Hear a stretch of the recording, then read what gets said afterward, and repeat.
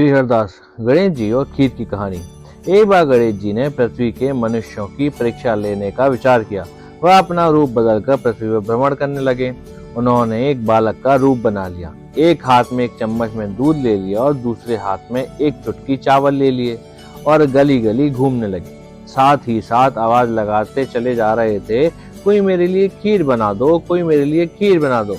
कोई भी उन पर ध्यान नहीं दे रहा था, बल्कि लोग उन पर हंस रहे थे। वह लगातार एक गांव के बाद दूसरे गांव इसी तरह चक्कर लगाते हुए पुकारते रहे, पर कोई खीर बनाने के लिए तैयार नहीं था। सुबह से शाम हो गई, गणेश जी लगातार घूमते रहे।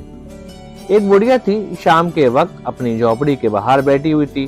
तभी गणेश जी वहां से पुकारते हुए निकले कि कोई मेरी खीर बना दे, कोई मेरी खीर बना दे।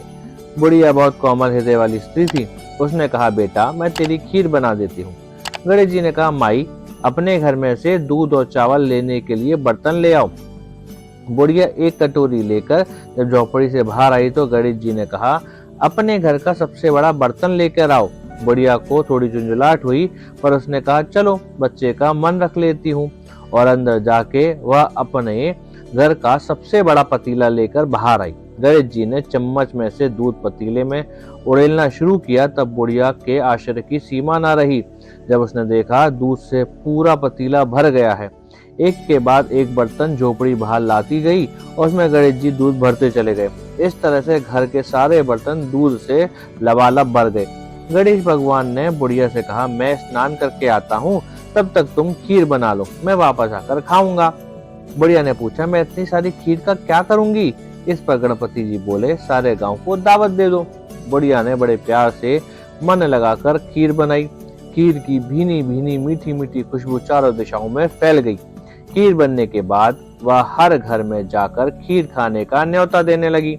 लोग उस पर हंस रहे थे। बुढ़िया के घर में खाने को दाना नहीं है और ये सारे गांव को खीर खाने की दावत दे रही है। लोगों को कोताहल हुआ और खीर की खुशबू से खींचे चले आए। सारा गांव बुढ़िया के घर में इकट्ठा हो गया। जब बुढ़िया की बहू को दावत की बात मालूम हुई तब वह सबसे पहले वहां पहुंच गई।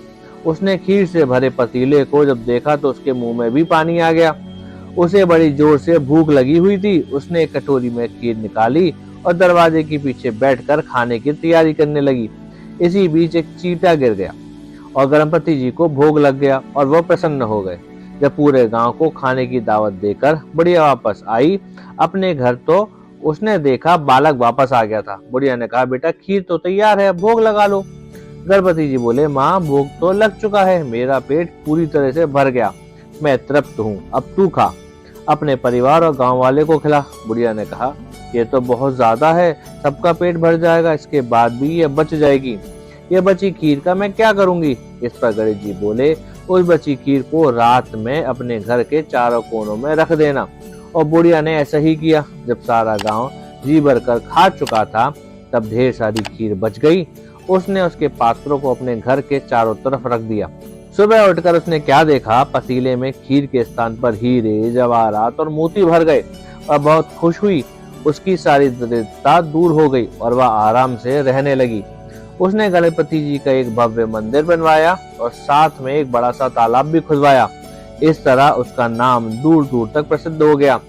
उस जगह वार्षिक मेला लगने लगा। लोग गणेश जी की कृपा प्राप्त करने के लिए उस स्थान पर पूजा करने और मान्यता मांगने के लिए आने लगे। गणेश जी ने सबकी मनोकामनाएं पूर्ण करने लगे। ऐसे ही दिव्य कथा सुनने के लिए वीडियो को लाइक करें, चैनल को सब्सक्राइब करें, बेल आइकन दबाएं और कमेंट करें। जय श्री गणेश।